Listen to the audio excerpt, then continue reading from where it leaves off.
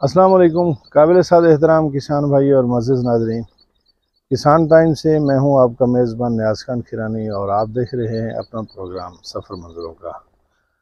नाज़रीन, जैसा कि आप लोग समझते हैं, जानते हैं कि किसान इस वक्त मुख्तलिफ़ अजनास के रेट्स की वजह से बड़ा परेशान है।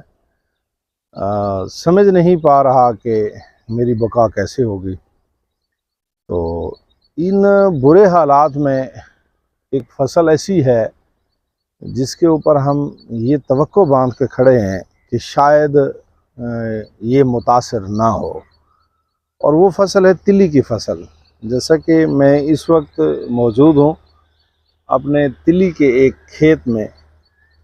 तो ये तिली हमने जो है ना बड़े एक सादा तरीके के साथ, जैसा कि किसान पिसा पड़ा है, पीछे हालात किसान के बिल्कुल गैर और ख़राब हैं, गंदम किसान की नहीं बिकी है, तो किसान काश्त पे भी पूरी तवज्जो नहीं दे सका। आप यूँ समझें कि एक आधी अधूरी तवज्जो के साथ जो हमने तिली काश्त की है, ये उस फसल तिली की फसल में मैं मौजूद हूँ। तो मैं बताना चाहूँगा, चलो जिस तरह के भी हालात हैं, कोशिश करें अपनी मईशत को बेहतर करने के। और तिली के ऊपर जो हमारी एक्सपेक्टेशंस हैं वो ये हैं कि तिली हमारी खुराक नहीं है। तिली एक्सपोर्ट होगी, बाहर जाएगी, तिली का रेट स्टेबल रह जाएगा, ये उम्मीद की जा सकती है। बहरहाल वो बात नहीं है। लास्ट ईयर हमने जब तिली की फसल काश्त हो रही थी तो दोस्तों को बताया था कि तिली 20,000 पे जाएगी, और अल्हम्दुलिल्लाह अल्लाह ताला ने हमें सुरखरू फरमाया कि लास्ट ईयर तिली 20,000 पे बिकी है।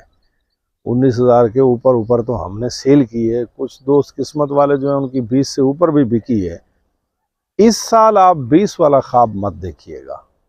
इस साल आप अल्लाह ताला से दुआ करें कि 13,000 14,000 के अगर ऊपर नीचे तिल्ली फिरती रहे तो मैं समझता हूँ कि बड़ी बात होगी। चलो बहरहाल जीना तो है ना जी, ज़िंदगी गुजारनी है। हम अपनी फसल की पैदावार बेहतर करने की कोशिश करेंगे, उसके खर्च अखराजात कम करने की कोशिश करेंगे। इंशाअल्लाह ताला हम वक्त गुजार जाएंगे और कीड़े इन्हीं को पड़ेंगे जो हमारी फसलात के पीछे हैं। इंशाअल्लाह ताला इनके साथ हाल वही वाला होगा जैसे बड़े बड़े फिरौनों के साथ हो चुका है। तो नाज़रीन, ये तिली की फ़सल है। तिली की फ़सल में अच्छा, यहाँ ये एक और अलमिया भी है कि तिली काश्त कौन कर रहा है। तिली काश्त करने वाले लोग वो भी शौक़ से मैदान में आ गए हैं जिन्होंने फ़र्स्ट टाइम तिली डबल रोटी के ऊपर लगी हुई देखी है, वो भी तिली काश्त करने के लिए आ गए। बहरहाल अलमिया है, इसमें कोई हर्ज और फ़र्क नहीं है कि हमें सीखना चाहिए। किसी हवाले से अगर हम देखें तो ये बात बड़ी पॉजिटिव भी है और अच्छी भी है कि फ़ाइनांस की फ़िक्र के लिए अगर कोई बंदा शहर का है या सिर्फ एजुकेटेड है और उसे एग्रीकल्चर का तजर्बा नहीं है, अगर फ़ाइनांस की फ़िक्र में वो एग्रीकल्चर में आ गया है तो ये बात कोई इस तरह की नहीं है कि कोई शर्म वाली बात नहीं है। मैं इसको अच्छी बात समझता हूँ। गुजारिश ये है कि तिली जब आप काश्त कर लेते हैं, इस स्टेज पे तिली आ जाती है, जैसा कि यहाँ पर ये तिली आप लोगों को नज़र आ रही है। यहाँ मैं, मेरा कैमरामैन ताउन करेगा, मैं आपको कुछ चीज़ें एग्जामिन करवाऊँगा। अब ये देखिएगा, ये होती है आपकी एक मुसलसल कोशिश, जद्दोजहद होती है। ये कैमरामैन ये जूम करके ये आप लोगों को दिखाएगा, ये आप लोगों को सिर्फ तिली की फसल नज़र आ रही है, इसमें जड़ी बूटी नहीं है। अगर जड़ी बूटी किसी जगह पर है तो वो बराए नाम है, जैसे ढीला नज़र आ रहा है ना जी, तो ढीले तो ये सर्दी की जड़ी बूटी है। गर्मी में तो वैसे अभी इसका खात्मा हो जाएगा, जैसे ऊपर से गर्मी पड़ रही है, इसने नहीं होना है। ये इसके साफ होने की एक वजह है, ये रकबे में सारी सफाई है। इससे अभी हमने मैकेनिकली सफाई नहीं की है, मैं दूसरी केमिकल के ज़रिए भी सफाई आपको भी बताने वाला हूँ। इसकी ये सफाई होने की वजह क्या है? इसकी सफाई होने की वजह ये है कि लास्ट ईयर हमने यहाँ कपास काश्त की और हमने कपास में जड़ी बूटी होने ही नहीं दी। ग्लिफोसेट का स्प्रे किया, जब जड़ी बूटी नहीं हुई, उसका समझो बीज ही नहीं बना, तो आप देख सकते हैं कि सिर्फ फसल है और फसल का चोर यहाँ मौजूद नहीं है। यानी जड़ी बूटी एक फसल का चोर है, वो यहाँ मौजूद नहीं है। अल्हम्दुलिल्लाह सिर्फ साफ़ सुथरी यहाँ पर हमारे पास फसल मौजूद है। अब बताना मैं ये चाहता हूँ कि हर बंदे की फसल, ज़हरी बात है कि इस तरह नहीं है तिली की, तो करना क्या है, अगर इसमें जड़ी बूटी हो तो इसको पहला पानी लगाने से पहले, इसको इंशाअल्लाह ताला नेक्स्ट 8 दिन के बाद हम इसको पहला पानी लगाएंगे।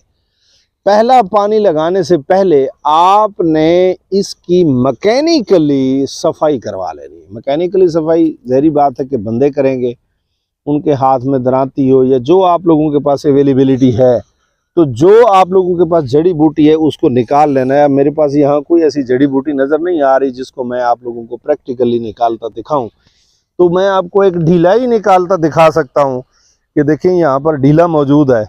तो आप लोगों ने जो है ना मैकेनिकली इसको निकाल लेना है। ये आप लोगों ने मैकेनिकली निकाल लेना। अब जब ये आप लोग मैकेनिकली जड़ी बूटी को निकाल लेते हैं, उसके बाद आपने पानी लगाना है, पहले पानी नहीं लगाना है।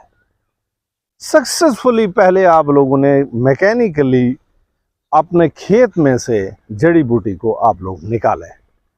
निकालने के बाद आपने पानी, ये तरीका जो मैं बता रहा हूँ ये आपकी यील्ड को बढ़ाने का तरीका बता रहा हूँ।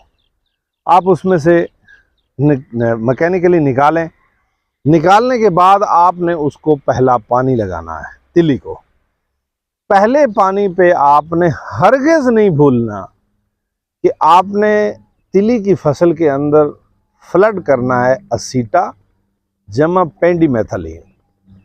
आप लोगों ने देखना है बाजार से जिसमें ये दोनों जहर मौजूद हों, असीटा जमा पेंडी, दोनों जहर जिसके अंदर मौजूद हों, वो वाली आप लोगों ने जहर लाकर अपने खेत के शुरू में रखनी है ड्रम में डाल के, और उसको आपने फ्लड करना है। आप मैकेनिकली अगर ये जड़ी बूटी निकाल लें और असीटा जमा पेंडी फ्लड कर दें, चाहे वो तिली के बाज़ औक़ात आप लोगों को कुछ लोग ये बताएंगे कि अगर ये पानी तिली के ऊपर से चला गया तो तिली मर जाएगी। तिली को कुछ नहीं होने जा रहा, तिली नहीं मरती, हमारा एक्सपीरियंस है। असीटा जमा पेंडी आप जब फ्लड करते हैं तो उसका फ़ायदा आपको क्या होगा, एक तो मैकेनिकली जड़ी बूटी आपने निकाल ली, दूसरा असीटा जमा पेंडी आपने फ्लड कर दी। अब होगा क्या, जो जड़ी बूटी का बीज पड़ा है जिसने पानी के साथ उगना था, वो असीटा जमा पेंडी जब जाएगी, वो हर किस्मी जो जड़ी बूटी है, वो चौड़े पत्ते वाली है, वो नोकीले पत्ते वाली है, वो जिस तरह की भी है, सख्त जान है, नरम जान है, जो भी है, वो उसको जाम कर देगी। वहां से कोई जड़ी बूटी और नहीं उगेगी।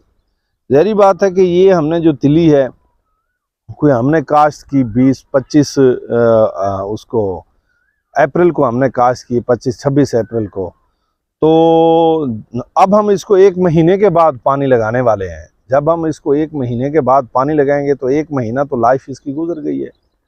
अब इसकी लाइफ ही 2 महीने और रह गई, यानी 60 डेज। अगर 60 डेज में से पहला महीना इसका मुश्किल होता है, आप ये देखें नजर आनी शुरू होगी और इसके बाद ये जंप लगाएगी।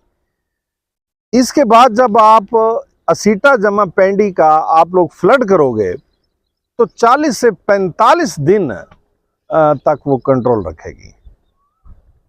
तो आप लोग पहले फसल का महीना, 25 दिन, महीना पहले आप गुजार चुके, वो जड़ी बूटी आपने मैकेनिकली निकलवा ली, ऊपर से असीटा जमा पेंडी आपने फ्लड कर दी। असीटा जमा पेंडी फ्लड करने के बाद 45 दिन का आपको कंट्रोल और मिल गया। तो इसका मकसद ये है कि ऊपर आपकी फसल के दिन ही 15 से 20 रह गए हैं। उन 15 से 20 दिनों में जड़ी बूटी उगेगी नहीं। उसकी रीज़न क्या है?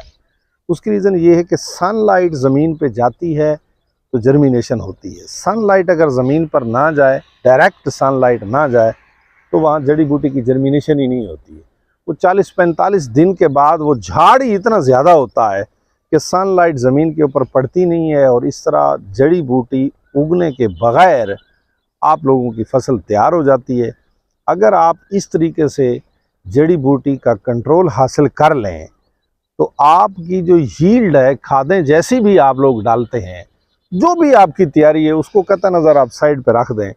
जो ये जड़ी बूटी चोर ने आपका नुकसान करना था, आप कह सकते हैं कि एक बेहतरीन फसल में से 5 से 7 मन का नुकसान भी ये कर सकती है जड़ी बूटी।